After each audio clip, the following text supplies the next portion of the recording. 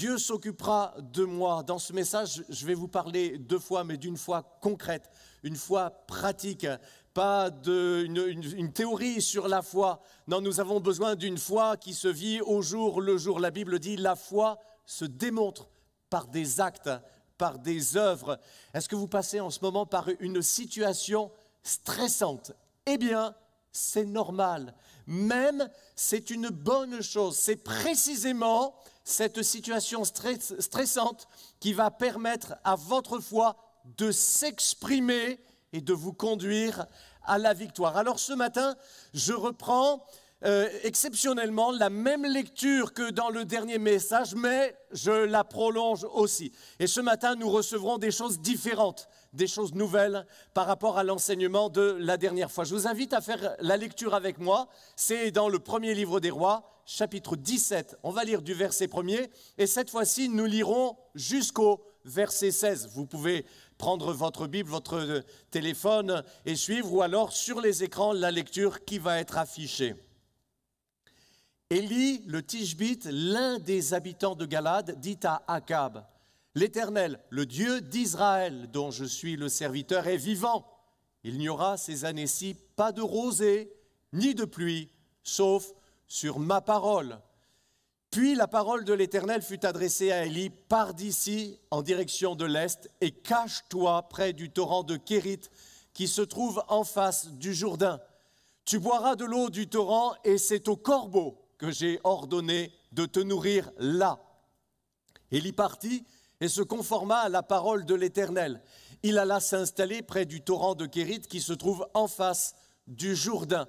Les corbeaux lui apportaient du pain et de la viande matin et soir, et il buvait de l'eau du torrent. Mais au bout d'un certain temps, le torrent fut à sec, car il n'était pas tombé de pluie dans le pays. Alors la parole de l'Éternel lui fut adressée, « Lève-toi, va à Sarepta, qui appartient au territoire de Sidon, et installe-toi là. J'y ai ordonné à une femme veuve de te nourrir. » Il se leva et partit à Sarepta. En arrivant à l'entrée de la ville, il y vit une femme veuve en train de ramasser du bois. Il l'appela et dit, « Je t'en prie, va me chercher un peu d'eau dans une cruche afin que je boive. » Et elle alla en chercher. Il l'appela de nouveau et dit, « Je t'en prie, apporte-moi un morceau de pain dans ta main. » Et elle répondit, « L'Éternel, ton Dieu, est vivant. Je n'ai rien de cuit. Je n'ai qu'une poignée de farine dans un pot et un peu d'huile dans une cruche. Je suis en train de ramasser 2 morceaux de bois, puis je rentrerai et je préparerai cela pour mon fils et pour moi. Nous le mangerons, après quoi nous mourrons. » Élie lui dit, « N'aie pas peur, rentre et fais comme tu l'as dit, seulement prépare-moi d'abord avec cela un petit gâteau et apporte-le-moi. Ensuite, tu en feras pour ton fils et pour toi. En effet, voici ce que dit l'Éternel, le Dieu d'Israël. La farine qui est dans le pot ne manquera pas et l'huile qui est dans la cruche ne diminuera pas jusqu'au jour où l'Éternel fera tomber de la pluie sur le pays. » Elle partit et se conforma à la parole d'Élie. Et pendant longtemps, elle eut de quoi manger ainsi que sa famille et Élie. La farine qui était dans le pot ne manqua pas et l'huile qui était dans la cruche ne diminua pas conformément à la parole que l'Éternel avait prononcée par l'intermédiaire d'Élie. Et oui, la foi s'exerce précisément dans des situations stressantes. Il en fallait du courage à Élie pour aller oser le roi Akab, aller oser défier le roi Akab dans son idolâtrie avec la parole de Dieu. Il fallait du courage, il fallait aussi de la foi. Mais qu'est-ce qui va m'arriver? Qu'est-ce qui va me tomber dessus quand j'aurai obéi à Dieu? Je crois que Élie était certainement prêt à donner sa vie pour être fidèle à son Dieu, mais il sort du palais sans qu'on l'arrête. Et c'est à ce moment-là, il ne sait pas encore ce qu'il va faire. C'est dans les versets 2 et 3. Remarquez, c'est seulement après que Élie ait parlé au roi Akab pour lui donner la parole de Dieu, il nous est dit ceci. Puis, la parole de l'Éternel fut adressée à Élie, pars d'ici en direction de l'Est et cache-toi près du torrent de Kérit qui se trouve en face du Jourdain. Élie est totalement dépendant du Seigneur. Et ça, c'est la preuve même d'une foi réelle et concrète. Si nous voulons tout contrôler, où est la foi, mes amis? Où est l'abandon à Dieu? Il y avait un homme, il s'appelait Abraham. Il vivait dans un pays idolâtre. Il était comme tous les autres habitants de son pays, sauf que un jour, Dieu lui a dit, lève-toi, quitte ce pays. Pars avec ta famille proche, quitte même le reste de ta parenté et va pour le pays que je te montrerai. Et l'Écriture nous précise que Abraham s'est mis en route sans savoir où il allait. Et Abraham est devenu le père de tous les croyants. Comme Abraham en son temps, Élie, son descendant, s'est mis en route pour obéir à la parole de Dieu sans savoir où il allait, ce qu'il allait lui advenir. Après le palais d'Akab, donc, Élie est parti se cacher sur l'ordre de Dieu au Kérit. Dieu ne lui a pas expliqué tout ce qui allait se passer là-bas, mais il lui a donné une promesse au verset 4. Tu boiras de l'eau du torrent, et c'est au corbeau que j'ai ordonné de te nourrir là. Dieu ne lui a pas dit combien de temps ça allait durer. Dieu lui a juste dit, j'ai ordonné au corbeau de te nourrir là. Et Élie ne pose aucune question à Dieu. Il le croit, il part là-bas pour attendre sa nourriture des corbeaux. Alors si on lit la Bible comme un conte pour enfants, c'est bon, il n'y a pas de souci, les animaux viennent lui apporter de la nourriture. Sauf que Élie était un véritable homme et qu'il a cru à la parole de Dieu pour aller recevoir réellement sa nourriture des corbeaux. Pas dans un dessin animé, mais dans la réalité vraie. Il a réellement cru que Dieu allait le nourrir au moyen de corbeaux. Et le fait est qu'il y a peu d'oiseaux qui sont aussi voraces et même aussi voleurs que les corbeaux. J'ai lu quelque part que certaines espèces de corbeaux se posent sur la tête des buffles et viennent manger leurs yeux pendant qu'ils sont sur leur tête. Mais là, les corbeaux vont être obligés de faire le contraire de ce qu'ils auraient fait d'une manière naturelle. Au lieu de voler la nourriture, ce qui est leur nature, ils vont porter la nourriture. Et Dieu les conduit à aller prendre du pain et de la viande. Ça, ils savent faire. Souvent, j'ai imaginé qu'ils pouvaient trouver en particulier du pain et de la viande. Où ça? Au palais d'Akab, parce que là, il y avait encore de la nourriture en abondance. Puis Dieu les fait passer au-dessus. Dieu les conduit et leur ordonne de passer au-dessus du ravin où se trouve Élie. Et quand les corbeaux se trouvent pile au-dessus de l'homme de Dieu, le Seigneur les force à desserrer leurs griffes pour lâcher la nourriture. Ils ont apporté du pain et de la viande, à tour de rôle certainement, pas un jour seulement, mais 7 jours sur 7, de la viande 2 fois par jour. Un bon sandwich à la viande pour Monsieur Élie au moment même où le reste du peuple souffrait des conséquences de la famine. Mes amis, Dieu tient tout à sa disposition et il en use souverainement pour répondre à vos besoins. Dans Agé, chapitre 2, verset 8, le Dieu dit « L'argent m'appartient ». Ah, c'est une déclaration intéressante. Tout l'argent du monde est donc à la disposition de votre Dieu. Et il peut pourvoir à vos besoins d'une manière étonnante. Peut-être que vous avez du mal à finir les mois dès le 15. Il n'y a plus rien sur les comptes. Peut-être parfois même c'est avant le 15.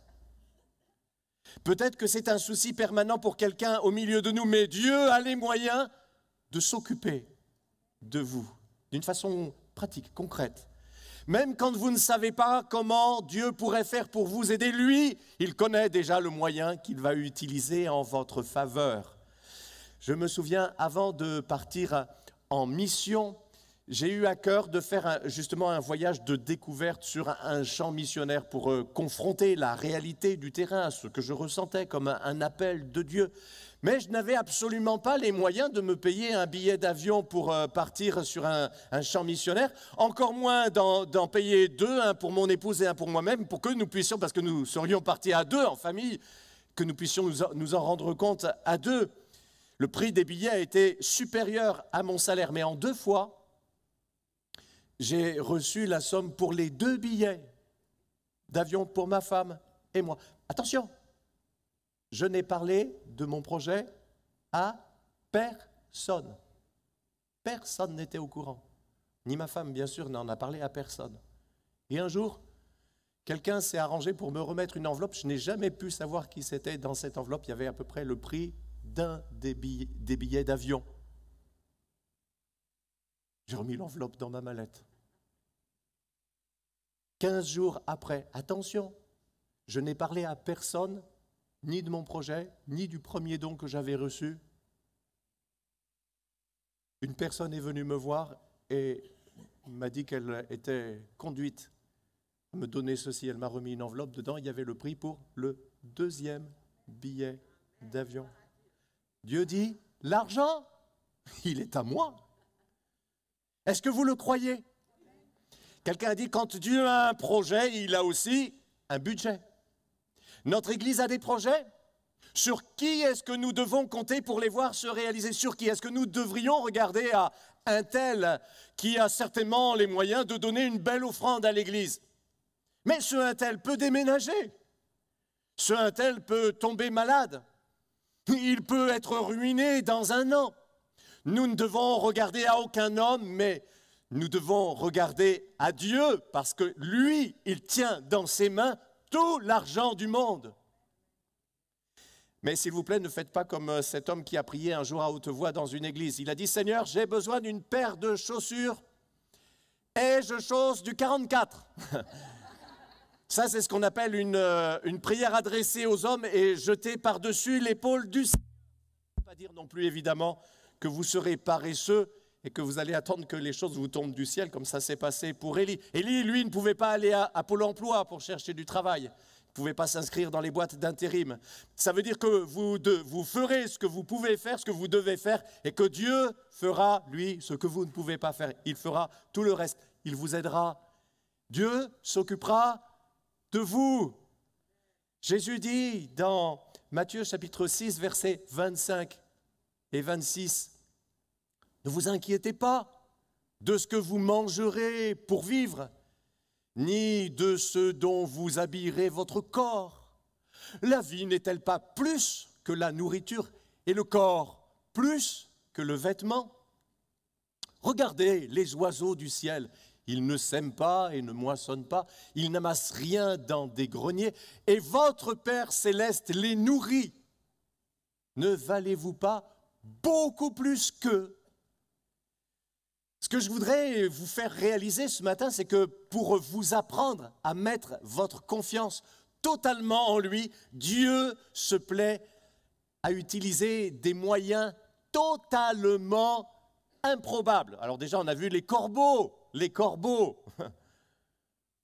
Et puis maintenant, la veuve de Sarepta. Et là, chaque mot, chaque détail compte.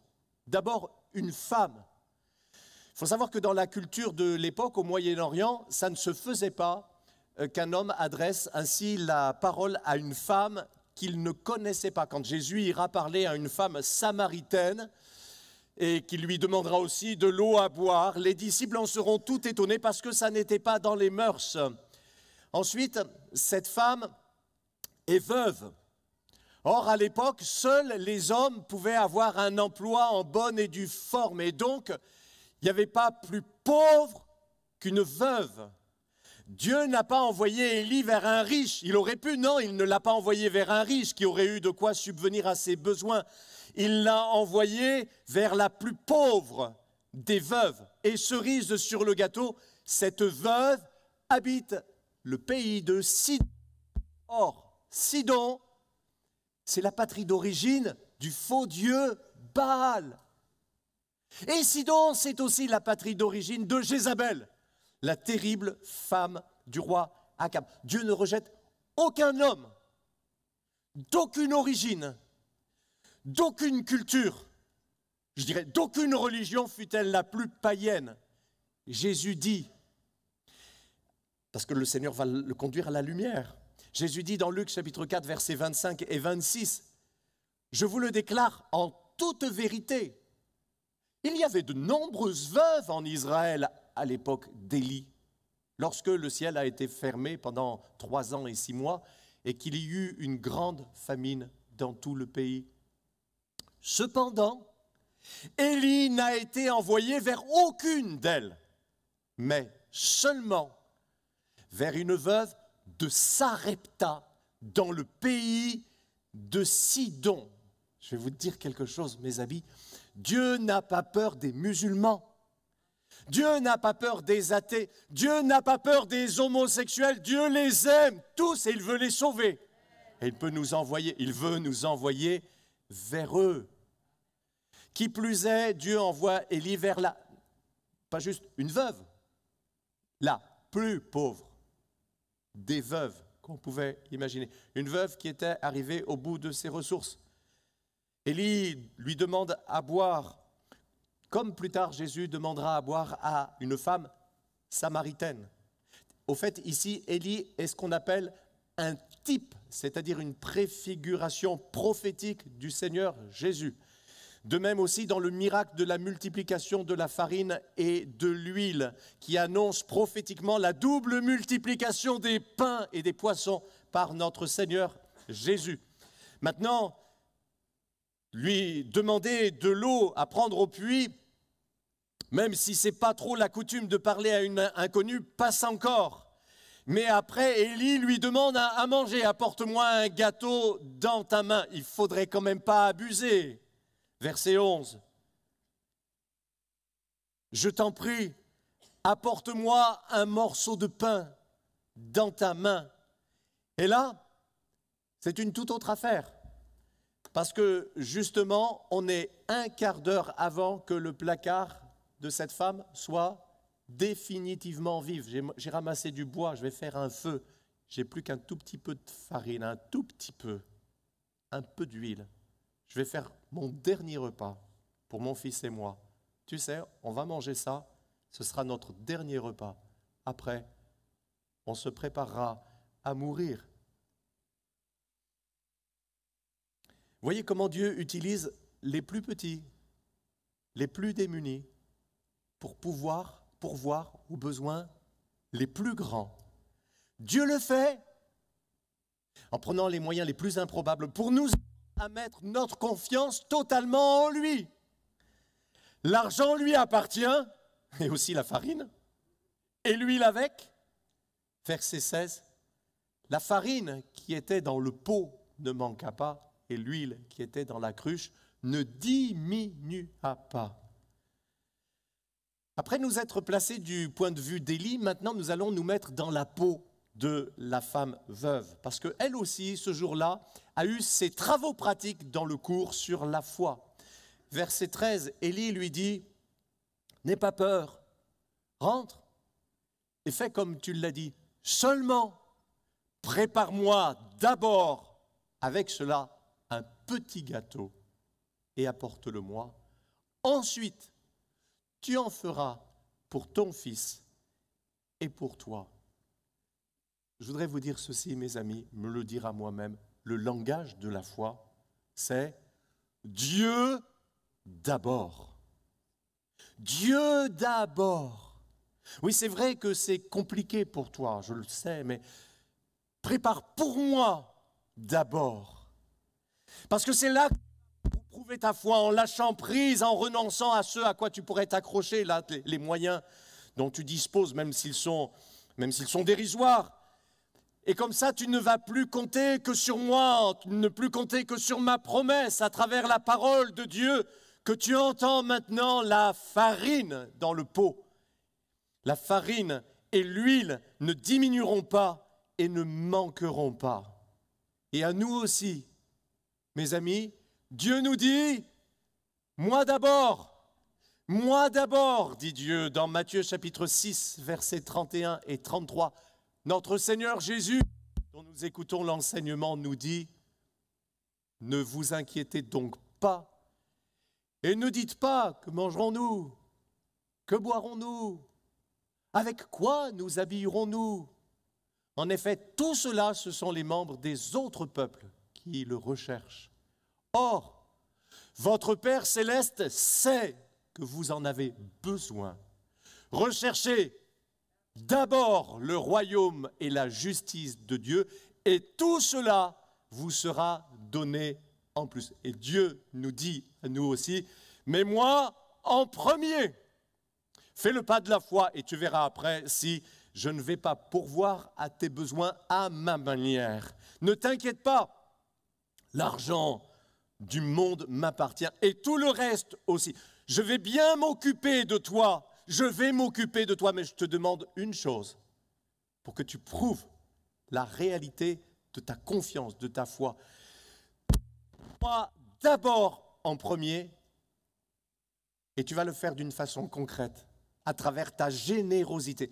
Mes amis, Dieu d'abord, c'est l'offrande, bien sûr.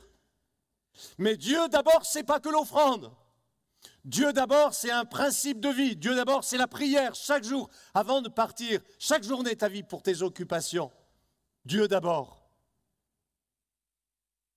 Vous devez mettre Dieu d'abord si vous voulez pouvoir compter sur lui parce que Dieu honore ceux qui l'honorent. Et c'est comme ça que Dieu aussi pourvoit aux besoins des autres par votre intermédiaire. Ça s'applique à la vie de l'Église. Nous croyons que Dieu pourvoit parce que l'argent lui appartient. Ça, c'est le point de vue de l'Église qui avance. Elle a une vision, elle réalise des projets. Et puis, si nous sommes collectivement l'Église et que collectivement nous avons cette vision aussi, nous sommes chacun pour notre part membres de l'Église. Et là, du point de vue de chaque croyant pris individuellement, il y a une autre chose qui, cette fois, est complémentaire. Dieu pourvoira, oui, mais ma libre décision et mon grand privilège, c'est qu'il pourvoira par moi. Je décide qu'il pourvoira par moi. Je le veux et c'est mon privilège et personne ne me l'enlèvera. Votre foi doit être tantôt celle d'Élie, qui ne regarde qu'à Dieu, et tantôt celle de la veuve de Sarepta, qui montre sa foi en lâchant une partie de ce qu'elle possède pour mettre Dieu d'abord. C'est exactement le même message que Paul adressait en son temps, tant pour lui-même, faire confiance à Dieu, que pour les églises qui soutenaient sa mission. Par exemple, dans Philippiens, chapitre 4, versets 15 à 20, vous le savez vous-même, Philippiens, au début de la prédication de l'Évangile, lorsque j'ai quitté la Macédoine, aucune église n'a pris part avec moi à un tel échange de contributions. Vous avez été les seuls à le faire. À Thessalonique déjà, et à plus d'une reprise, vous m'avez envoyé de quoi pourvoir à mes besoins. Ce n'est pas que je recherche les dons, mais je désire qu'un fruit abondant soit porté sur votre compte. J'ai tout reçu et je suis dans l'abondance. J'ai été comblé en recevant d'Épaphrodite ce que vous m'avez envoyé comme un parfum de bonne odeur, un sacrifice que Dieu accepte et qui lui est agréable. Et mon Dieu pourvoira à tous vos besoins, conformément à sa richesse, avec gloire en Jésus. Voilà comment se manifeste l'abondance qui découle de votre foi. Cette femme qui n'avait dans son placard que son dernier repas, avant de mourir de faim, a fait confiance à Dieu. Et parce qu'elle a cru la parole de Dieu et qu'elle a osé l'appliquer, en donnant d'abord à Élie la farine et l'huile, se sont multipliés parce que leur niveau dans la cruche et dans le pot ne dépendait maintenant plus que de la parole de Dieu. Versets 15 et 16, pendant longtemps, elle eut de quoi manger, ainsi que sa famille. Et Élie la farine qui était dans le pot ne manqua pas et l'huile qui était dans la cruche ne diminua pas, conformément à la parole que l'Éternel avait prononcée par l'intermédiaire d'Élie. J'aime lire qu'elle eut de quoi manger, elle et sa famille, pas juste elle et son fils, parce que je crois que du coup, elle a pu pourvoir aux besoins d'autres membres de sa famille. Et ce, l'Écriture nous dit, pendant longtemps, l'abondance de la foi pendant longtemps. Et mon Dieu pourvoira à tous vos besoins selon sa richesse. Et ça tombe bien, parce que tout l'argent du monde lui appartient à notre Dieu. Maintenant, je vais vous montrer une autre dimension de l'histoire, je terminerai avec ça. Dieu ne parle pas très vite et il nous faut apprendre à faire avec. Déjà, Dieu n'a jamais dit à Élie quelle serait la seconde étape avant qu'il ait franchi la première. Dieu lui a dit d'aller parler à Akab. Et quand, et seulement quand Élie a obéi et qu'il a fini d'annoncer son message, pas avant, Dieu lui a dit alors d'aller se cacher au torrent de Kérit. Et là, sans savoir comment Dieu allait faire pour le nourrir avec des corbeaux comme annoncé, Élie a obéi. Ensuite, au torrent de Kérit, Dieu ne lui a rien dit de la prochaine étape jusqu'à ce que le torrent soit complètement à sec. Est-ce que vous pouvez imaginer ça? Élie se cache au fond d'un ravin. Et précisément parce que la prophétie qu'il a donnée de la part de Dieu, la parole de Dieu est en train de s'accomplir, il voit petit à petit, au fur et à mesure des semaines, puis des jours qui passent, le torrent se rétrécir, diminuer. Élie ne panique pas. Il n'est pas inquiet. La parole de Dieu est en train de s'accomplir. Donc Dieu tient tout dans sa main. Le torrent où il boit devient chaque jour plus mince, mais il reste confiant. Et puis même si le torrent se réduit chaque jour aussi, il y a le miracle des corbeaux. Et ça veut dire que Dieu est là. Et un matin, Élie se réveille. Il s'aperçoit qu'il n'y a plus que de la boue dans l'ex-torrent. Avec le soleil, demain, même la boue aura séché. Et pourquoi s'inquiéter, puisque c'est Dieu qui est au contrôle et même qui provoque tout cela? Puisque Élie est là où Dieu le veut, il n'a rien à craindre. Et comme il ne fait qu'obéir, tout ira bien pour lui. Dieu réglera le problème de l'eau en son temps, comme il a réglé le problème de la nourriture. Élie n'a pas paniqué en voyant le torrent tarir. Et il n'a pas décidé, je vous fais remarquer ça, il n'a pas décidé lui-même de trouver un plan B, de partir avant l'ordre de Dieu. Enfin, quand Dieu lui a parlé à nouveau, et c'est quand le torrent est à sec, Dieu ne parle pas vite. Il accepte de partir à l'étranger, vers une veuve qu'il ne connaît même pas, juste parce que Dieu lui a dit de le faire et qu'il lui promet que là-bas, une veuve va pourvoir à ses besoins. J'en tire la conclusion, d'abord que Dieu ne nous parle pas à tout bout de champ et qu'il ne parle pas très vite non plus. Et je sais par expérience que ce n'est pas juste pour Élie, mais que c'est aussi valable pour chacun et chacune d'entre nous. Vous êtes dans une situation stressante, mais parce que vous faites confiance à Dieu, vous lui demandez à lui de vous sortir de là. Parce que vous faites confiance à Dieu, vous vous attendez aussi à ce que Dieu vous parle. C'est tout à fait logique, c'est normal. Vous lui demandez de vous aider. Vous vous attendez à son intervention et aussi à sa parole. Et vous aimeriez bien savoir tout de suite comment Dieu va s'y prendre pour vous venir en aide. Et puis vous voudriez le savoir juste pour dire, mais comme ça je vais me mettre dans ton sillage, Seigneur, et que je reconnaîtrai ce que tu feras au moment où tu le feras, mais les échéances se rapprochent. Et Dieu ne vous a toujours rien dit, ni ce qu'il va faire, peut-être même pas ce qu'il attend de vous. Comment est-ce que vous allez réagir? Faites comme Élie. Suivez le Seigneur en acceptant de marcher au rythme de sa parole, même quand vous trouvez que ce rythme est lent. Élie attend toujours les ordres avant d'agir, mais quand il reçoit l'ordre, il n'attend jamais pour obéir. Vous savez ce que Jésus disait à ceux qu'il appelait pour être ses disciples? Toi, suis-moi. La vie chrétienne consiste à suivre Jésus, à le suivre chaque jour et pas à pas. Faites confiance à Dieu, même quand il ne vous... Il s'y prendra pour bénir votre obéissance. À Dieu de gérer le comment, il saura le faire, c'est son affaire. À vous juste d'obéir. Vous aurez à faire un pas après l'autre, à son rythme. À lui, Dieu sera fidèle. Dieu est fidèle pour ceux qui lui sont fidèles. Question, comment est-ce que vous gérez votre rapport à l'avenir, l'angoisse devant l'inconnu? J'ai trouvé ces chiffres sur le site Numédia. Plus de 24% des Français, un quart, ont déjà fait appel à la voyance. Le secteur compterait plus de 50 000 professionnels avec un chiffre d'affaires estimé à 3 milliards d'euros par an. Comment est-ce que vous gérez le rapport à l'avenir, la crainte pour demain?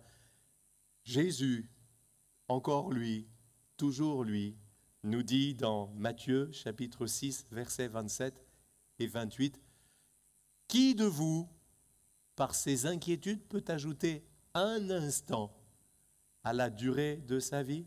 Et au verset 34, « Ne vous inquiétez donc pas du lendemain, car le lendemain prendra soin de lui-même. À chaque jour suffit sa peine. » Croire en Jésus, ce n'est pas prendre un jour le baptême et aller de temps en temps à l'église. Croire en Jésus, c'est lui faire confiance de manière pratique, en renonçant à l'angoisse de l'avenir. Seigneur, je veux apprendre à te faire confiance. Je sais que tu vas me tester pour que ce ne soit pas que des mots. Je laisse maintenant ta parole descendre au plus profond de moi. Tu me rassures, tu m'encourages, tu me dis de ne plus m'inquiéter. En cet instant, je fais un acte de foi et je décide de renoncer à l'inquiétude pour ma vie et je me repose maintenant sur tes promesses. Que Dieu nous bénisse. Amen. Merci de nous avoir suivis sur notre chaîne YouTube. Vous avez aimé cette vidéo? Alors je vous invite à mettre un pouce bleu ainsi qu'à vous abonner. La vision de notre Église, c'est le salut en Jésus, car lui seul sauve. Alors si vous souhaitez en savoir plus ou si vous avez des questions, contactez-nous par mail ou sur notre site www.eglisealana.fr. Pour assurer sa mission, l'Église fonctionne par la générosité de ses membres.